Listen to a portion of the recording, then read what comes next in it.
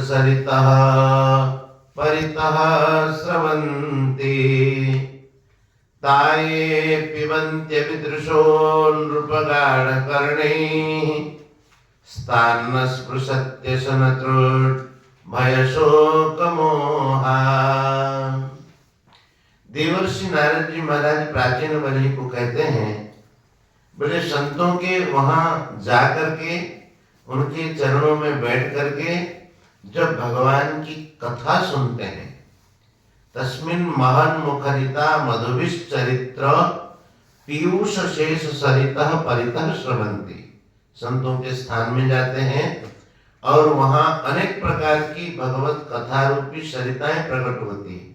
कहीं गीता जी का पाठ, कहीं वाणी पाठ, कहीं नाम संकीर्तन, कहीं भागवत चर्चा, कहीं सत्संग इत्यादि इत्यादि को जब श्रवण करते हैं, ताये पिबंती अवित्रशः, बिना तृप्ति के जो उस कथा रस का पान करते हैं ध्यान पूर्वक, उनको ये सब दोष स्पर्श नहीं करते।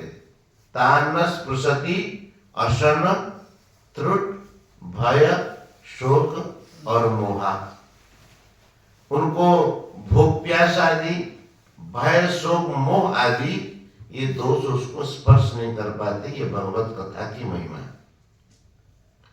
गरुड़ पुराण में कहते हैं कि जो भगवत कथा रस का श्रवण करता है वह संसार सर्वत संदष्ट नष्ट चेष्टैक भेषजम्, संसार रूपी सर्प के द्वारा काल व्याल, उस सर्प के दंशन करने से जिनकी चेतना नष्ट हो गई है, संसार सर्प संदष्ट नष्ट चेष्टैक भेषजम्, जिनकी चेष्टाएं नष्ट हो गई माने चेतना नष्ट हो गई, उनके लिए एकमात्र ये भेषज है। भेषज माने दवाई है। कृष्णेति वैष्णव मंत्रम श्रुत्वा मुक्तो भवेन्नरः, भगवान के नाम कथा आदि को सुन करके मनुष्य उस मूर्छा को दूर कर देता है। श्री भागवत में और भी कहते हैं 12वें अध्याय में, यस्तुत्तम श्लोक गुणानुवादः संगीयते भीक्ष्णम मंगलग्नः तमेव नित्यं शृणुयादभीक्ष्णम् कृष्णे बलां भक्तिमभीप्समानः। जो भगवान के चरणों में अमल भक्ति, निर्मल भक्ति, निश्चल भक्ति चाहते हैं, उस भक्ति को प्राप्त करने का क्या साधन है? बोले यह तो उत्तम श्लोक अनुवाद संगीयते अभीक्ष्णम अमंगलग्नः, संपूर्ण अमंगलों को नष्ट करने वाली भगवान की कथा जहाँ होती है और उसको अभीक्ष्ण निरंतर जो श्रवण करता है वह भगवान श्री कृष्ण में निर्मल भक्ति को प्राप्त करता है। भगवत कथा श्रवण के बाद एक 44वां जो अंग बताते हैं, कहते तत्कृपेक्षणम, भगवान की कृपा को देखते रहे हर समय। तत्तेनुकंपां सुसमीक्षमाणो भुञ्जान एवात्मकृतं विपाकं हृदवाक् बभुर्भिर्विदधन् नमस्ते जीवे तयो मुक्ति पदे सदाय। ये भगवान की कृपा को देखते रहें और अपने किए गए कर्मों के फलों को निर्विकार रूप से, निर्विवाद रूप से भोग करते रहें और हृदय मन वाणी से भगवान को प्रणाम करते रहें, भगवान की कथा सुनते रहें। इस प्रकार से जो जीते हैं वे मुक्ति पद के भागीदार बन जाते हैं। दायवक मतलब अधिकारी। उसके बाद कहते हैं 45वां जो लक्षण बताते स्मृति, भगवान का स्मरण। भगवत स्मृति से क्या होता है? स्मृते सकल कल्याण भाजनम यत्र जायते पुरुषस्तमजं नित्यं व्रजामि शरणं हरिं। ये मंगल गान में शायद ये पढ़ते हैं ना। तो भगवान के स्मरण मात्र से सकल कल्याण भाजनम जायते, सब कल्याण को प्राप्ति का वो पात्र बन जाता है। ऐसे जो भगवान है, अजन्मा है, नित्य है, परम पुरुष परमात्मा है, उनके मैं शरण में जाता हूं। ये विष्णु पुराण का श्लोक है। कहते हैं कि स्मरण की ये महिमा तो गीता जी में भगवान ने कहा, यम यम वापि स्मरण भावम त्यजत्यन्ते कलेवरम तस्मात् सर्वेषु कालेषु माम् भगवत स्मरण का ये प्रभाव होता है, माम एव एष्यसि असंशय, निस्संदेह रूप से भगवान को वो प्राप्त होता है। पद्म पुराण में कहते हैं, प्राये प्रयाणे च यन्नाम स्मरतां नृणां सद्यो नश्यन्ति पापोघा नमस्तस्मै चिदात्मने। शरीर छोड़ते समय अथवा रहते समय, कहीं से कहीं प्रयाण करते समय, जाते समय, जिनके नामों का स्मरण करने से पापों का समूह अति शीघ्र ही नष्ट हो जाते हैं, ऐसे जो चिदात्म स्वरूप है, सच्चिद आनंद स्वरूप है परमात्मा, उनके चरणों में हम प्रणाम करते हैं। और भागवत में भी कहते हैं, हरि स्मृति सर्व विपद विमोक्षणम, भगवान की स्मृति संपूर्ण विपत्तियों को काट देती। ये उस समय कहते हैं कि जब युद्ध होता है देवताओं का और दानवों का, तो उस समय देवताओं के ऊपर दानव माया शक्ति का विस्तार कर देते। उनको समझ में नहीं आता कि क्या करे क्या न करे, ये कैसे हो गया। अब सब जगह अंधार छा जाना और कहाँ बाण ऊपर से टपकना के पता नहीं चलता कहाँ से आया है। तो कहते कि जैसे देवताओं ने भगवान का स्मरण किया, सूर्य भगवान के उदय होने पर कोहरा जैसे छंट जाता है, उसी प्रकार से हरिस्मृति ही सर्व विपद विमोक्षण। कभी कोई आपत्ति विपत्ति आए तो भगवान की स्मृति, भगवान का स्मरण, ये कहते हैं। उसके बाद कहते हैं कि भगवान के चरणों का ध्यान, भगवत चरण द्वंद्व ध्यानम निर्द्वंद्व मेरितम। भगवान के चरण कमल, दोनों पाद जुगल, उनका जो ध्यान है वह निर्द्वंद्वम ईरितम, उसको निर्द्वंद्व का स्थान कहा गया है। जो निर्द्वंद्व होना चाहता है वो भगवान के जुगल चरणों का स्मरण करे। श्री ठाकुर जी के जुगल चरणों का और श्री किशोरी जी के चरणों का, तो वो क्या हो जाता है, निर्द्वंद्वता को प्राप्त होता है। भगवान ने भागवत गीता जी में भगवान ने कहीं कही बात, निर्द्वंद्वो निर्द्वंद्वो नित्य सत्वस्थो निर्योग क्षेमात्मा।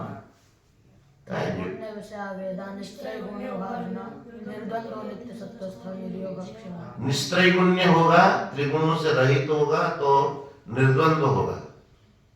ये बारी की बात है। त्रैगुण्य विषया वेदा निस्त्रैगुण्य, निस्त्रैगुण्य भवार्जुन मतलब त्रिगुणों से अतीत हो जा। त्रिगुणों से अतीत कैसे होगा कि कुछ पाने की भीतर इच्छा ना हो, तो त्रिगुणातीत।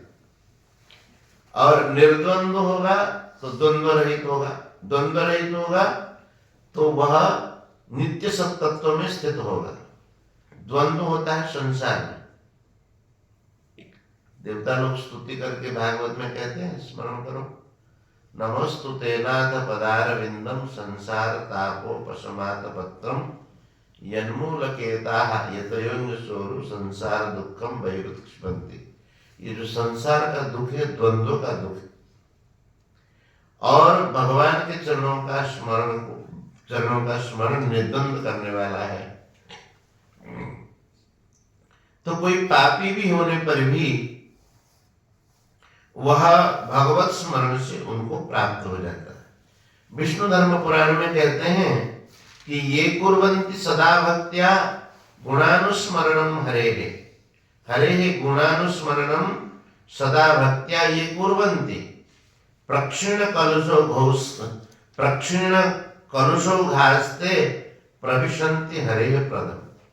कलुष के ओघ माने समूहों को अच्छी प्रकार से नष्ट करते हुए भगवान के परम पद को प्राप्त हो जाते हैं, जो भगवान का स्मरण करते हैं। इस प्रकार से और भी पद्म पुराण से और भी कहते हैं, ध्यायन हरिश चरित्राणि ललितानि विमुच्यते, संपूर्ण दुखों से मुक्त हो जाता है। 47वां अंग कहते दास्य, 48वां अंग सख्य और 49वां अंग आत्मनिवेदन। अपने जो नवधा भक्ति में आता है कि दास्य, सख्य और आत्मनिवेदन।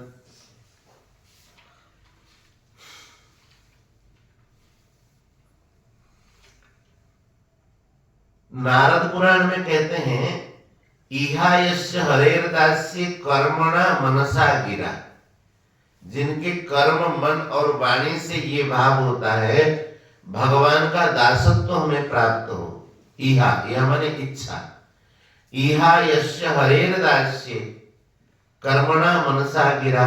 कर्म से, मन से और वाणी से जिनके भीतर यह भाव है, यह कामना है कि भगवत दास्य हमें प्राप्त हो, भगवान की सेवा, अखिलास्वप्यवस्थासु जीवन मुक्त समुच्यते। संपूर्ण अवस्थाओं में वो जीवन मुक्त हो जाता है, उसको जीवन मुक्त कहा जाता है। माने भगवत दासत्व से मनुष्य जीवन मुक्त हो जाता है, तो संसार का दास नहीं रहता है। जीवन मुक्ति का अर्थ क्या है? जीते जी संसार के दासत्व से मुक्त हो जाए। तो भगवत दासत्व की भाव, दासत्व का भाव मन में होगा तो वह जीवन मुक्त हो जाएगा। और भगवान के साथ सख्य भाव हो, द्वासुपर्णा सेवजा सखायो, भगवान के जीव भगवान की सखा है, ऐसा भगवान कहते हैं। तो सख्य भाव के अर्जुन भी हैं और सख्य भाव के भक्ता जो है देवी द्रौपदी। भगवान जब वन में गए तो द्रौपदी भगवान को कहती हैं, बोले कि हे गोविंद, आपकी प्रतिज्ञा है कि न मे भक्तः प्रणश्यति। कहाँ है? क्षिप्रम भवति धर्मात्मा शाश्वत शांतिं निगच्छति कौन्तेय प्रतिजानीहि न मे भक्तः प्रणश्यति। मेरे भक्त का पतन नहीं होता है। प्रतिज्ञा तव गोविंद न मे भक्तः प्रणश्यति। आपकी प्रतिज्ञा है कि आपके भक्त का पतन नहीं होता है। इति संस्मृत्य संस्मृत्य प्राणान संधारयाम्यहम्। यह स्मरण कर करके हम अपने प्राणों को धारण कर रखे, पांडव सब और उनके साथ मैं भी, क्योंकि आपके भक्त का पतन नहीं होता है और हम आपके भक्त हैं, तो इसी भाव को स्मरण करके हम प्राणों को धारण किए हुए हैं।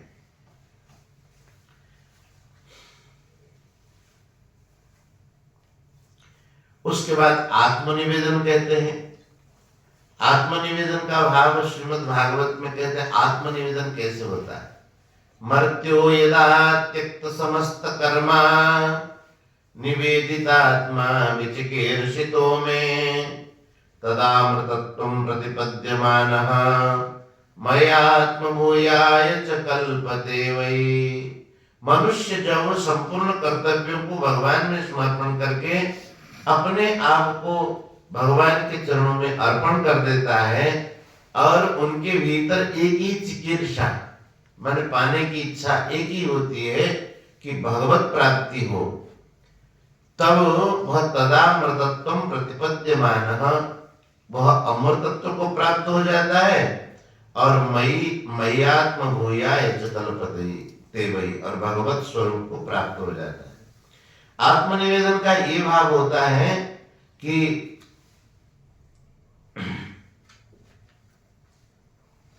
जैसे कोई किसी पशु को बेच दे किसी के हाथ में और पशु जो खरीदने वाला उसी का हो जाता है, उसके पीछे पीछे चला जाता है, उसी प्रकार से चिंतां कोर्या न रक्षायै विकृतस्य यथा पशु।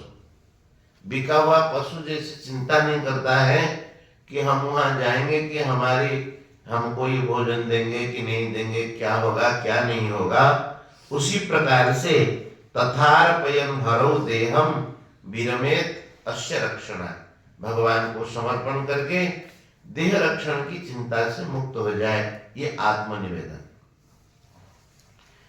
और हम लोग संक्षेप से कह देते हैं निज प्रियोपहरणम, बाद में चर्चा करेंगे, लेकिन पूर्ण कर देते हैं।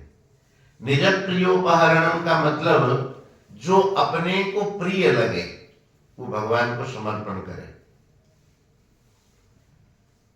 अपने को जो प्रिय है, यद्यत इष्टतमं लोके यच्चाति प्रियमात्मनः तत्तत् निवेदयन् मह्यम तदानन्त्याय कल्पते। बढ़िया बात कहते हैं, जो आपको प्रिय हो वो भगवान को अर्पण करो, और जो आप उपहार भगवान को अर्पण कर देते हैं तदा अनंत्याय कल्पते, भगवान अनंत हैं, उनको जो अर्पण किया कर दिया जाता है वो अनंत फल देने वाला हो जाता है। इसीलिए भगवान के लिए उपहार, जैसे कोई बढ़िया चीज दिखी, नई चीज आई है, ठाकुर जी को भोग लगाने के लिए ले जाए, तो बढ़िया चीज भगवान को अर्पण करो, तो ये भक्ति जब प्रियोपहरणम। और तदर्थे अखिल चेष्टितम, सब कार्य जो है भगवान के लिए ही हो। ये नारद भक्ति सूत्र में भी आया है, तदर्थे अखिल चेष्टितम तद्वीर ऐसा हो जाए, भगवान के लिए सब चेष्टाएं हो, तद्विरहेण परम व्याकुलेति।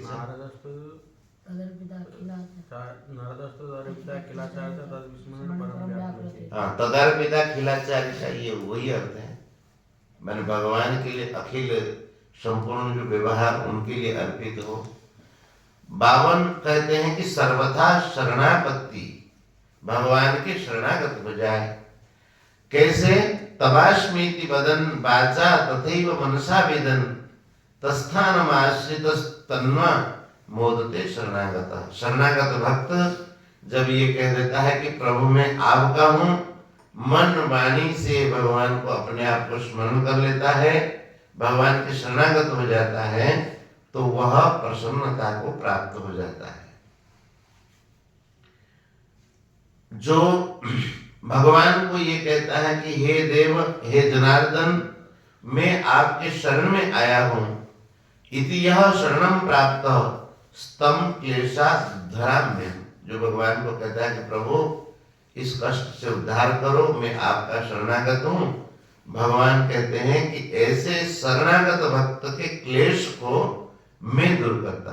नारसिंह पुराण में कहते हैं प्रहलाद जी भगवान के शरण में, भगवान ने क्लेशों को दूर किया। चाहे उपाय उनके पास तो बहुत है, सर्वोपायविद, किस उपाय से करेंगे वो जाने, लेकिन शरणागत के क्लेश को दूर करते हैं। 53वां कहते हैं कि तदीयानम च सेवन, तदीय जो भक्त हैं उनका श्रवण करें। तदीयस तुलसी शास्त्रम, तुलसी जी के सेवन करें। तुलसी जी का मैंने तुलसी जी का दर्शन, तुलसी जी की परिक्रमा, उसका स्पर्श ये करें। और कहते हैं कि मथुरादि जो भगवान के तीर्थ इत्यादि में निवास करें।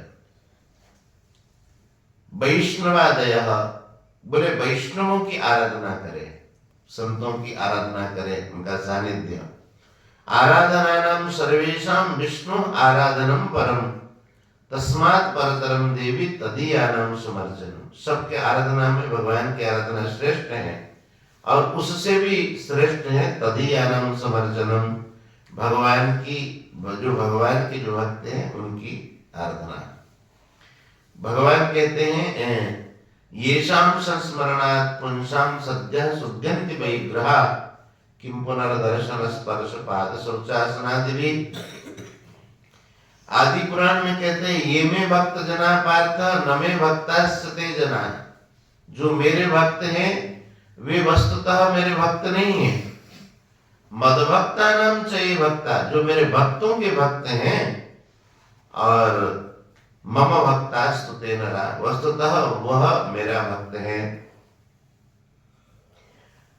कहते हैं कि ये भगवान के मंदिर आदि में सदगोष्ठी महोत्सव, सदगोष्ठी होनी चाहिए, माने भक्तों की गोष्ठी होनी चाहिए, और महोत्सव का पालन हो। भगवान के जो पवित्र उत्सव है सब मिलकर के उस उत्सव का पालन करना चाहिए। यथा वैभव सामग्री, बोले कि जिस प्रकार से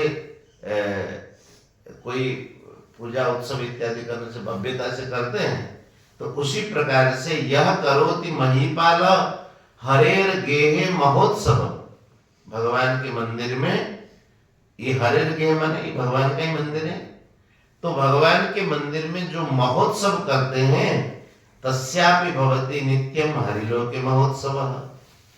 उसका महोत्सव जो है भगवान के हरिलोक में होता है।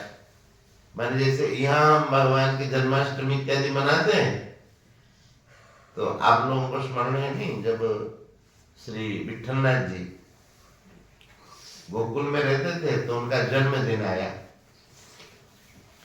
तो जन्मदिन आया तो श्रीनाथ जी के मन में भाव आया, श्री ठाकुर जी के मन में, कि गोसाई जी हर समय हमारा उत्सव मनाते हैं, जन्मदिन आदि मनाते हैं, तो आज हम मनाएं।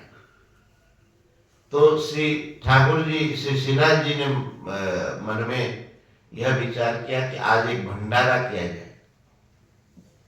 तो क्या भंडारा किया जाए?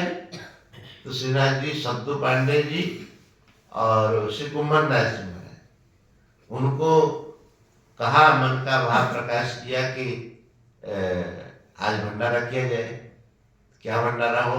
बोले जलेबी का भोग लगे और सब भक्तों को बांटा जाए। क्यों? बोले कि आचार्य चरण का आज जन्मदिन है, इसीलिए ये उत्सव होना चाहिए।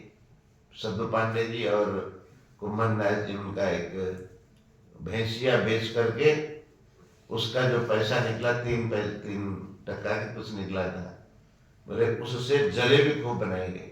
उस समय 3% बहुत रहता, और जलेबी बना करके ठाकुर जी को भोग लगा। उसके बाद जलेबी बटी। जब गोसाई जी पधारे तो देखा कि ये जलेबी का चकाचक हो गया, भक्तों की बड़ी भीड़ है, क्या बात है? तो पूछे तो ठाकुर जी बोले कि आप हर समय हमारा उत्सव मनाते हैं, तो हम आपका उत्सव नहीं मनाए। तो वही कहते हैं कि जो यह करोति महीपाल हरेर गेह महोत्सवम, भगवान के मंदिर में जो भगवत महोत्सव को करते हैं, तस्यापि भवति नित्यम हरे लोके महोत्सव, भगवान के धाम में उनका उत्सव होता है। बोले कि ये जो कार्तिक इत्यादि जो महीने में नियम सेवा संत लोग करते हैं ना, नियम सेवा हर महीने में तो संतों का भजन चलता है, लेकिन ये दामोदर मास है, इसीलिए विशेषता से इसमें नियम सेवा करें। ऊर्जा दरो विशेषण, कार्तिक मास का विशेषता से आदर हो, विशेषता से नियम सेवा हो। यथा दामोदरो भक्तो वत्सलो विदितो जने, जैसे भगवान दामोदर हैं, ये भक्त वत्सल हैं। कैसे भक्त वत्सल हैं?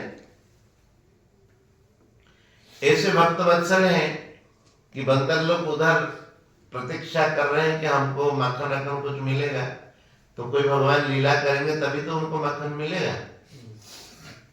तो भांड इत्यादि फोड़ करके बंदरों को माखन खिला रहे हैं। और दूसरी बात, मैया यशोदा जब भगवान को पकड़ने के लिए जाती हैं, तो अब मैया पीछे पीछे भाग रही है और ठाकुर जी आगे आगे पकड़ पा नहीं रही है।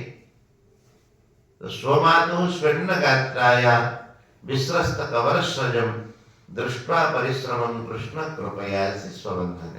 भगवान जानबूझ करके कृपा करके माँ के हाथ में बंध गए। तो जैसे भगवान भक्त वत्सल हैं, प्रेमी भक्तों के हाथों में बंध जाते हैं, उसी प्रकार से तस्यायम तादृशो मासः स्वल्पमप्युरुकारकः। ये कार्तिक महीने में और भी जो भगवान के, एक कार्तिक महीने एक अधिक मास का भी बड़ा भारी महात्म्य है, उसमें भगवान के उत्सव मनाते हैं। बोले उसी प्रकार से भगवान जैसे दामोदर भगवान भक्तवत्सल हैं, ऐसे उनका जो कार्तिक महीना है, नियम सेवा आदि जो विशेष किया जाता है, उसका विशेष फल होता है। स्वल्पम अपि उरुकारक, थोड़ा करने पर भी बहुत फल देने वाला होता है। वो भी किसी तीर्थ में जो है विशेष है।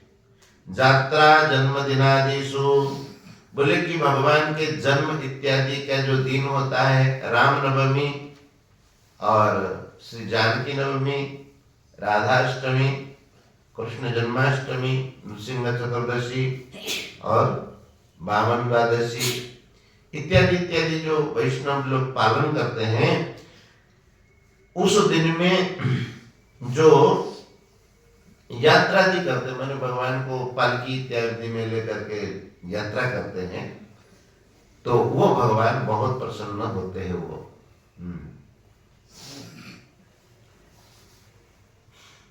और कहते श्रद्धा विशेषतः प्रीते श्रीमूर्ते अंगी सेवन, भगवान के श्री विग्रह की सेवा।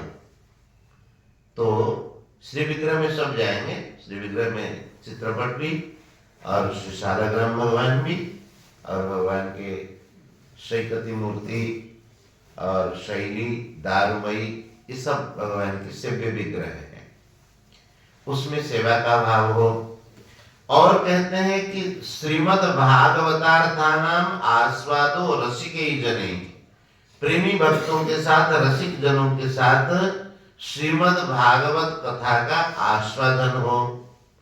कहते कि नहीं, परिनिष्ठितो विनैर्गुण्ये उत्तम श्लोक लीलया गृहीत चेता राजर्षे आख्यानेदम अधीतवान, आख्यानम यद अधीतवान। सुखदेव जी महाराज तो निर्गुण तत्व में परिनिष्ठित थे, लेकिन परिनिष्ठित होने पर भी भगवान की लीला कथा में रुचि ऐसी हुई कि सब कुछ छोड़ करके भगवान की कथा में लग गए। इसीलिए भक्तों के साथ बैठ करके भागवत चर्चा करनी चाहिए। सुखदेव जी ने क्या कहा, निगम कल्पतरोर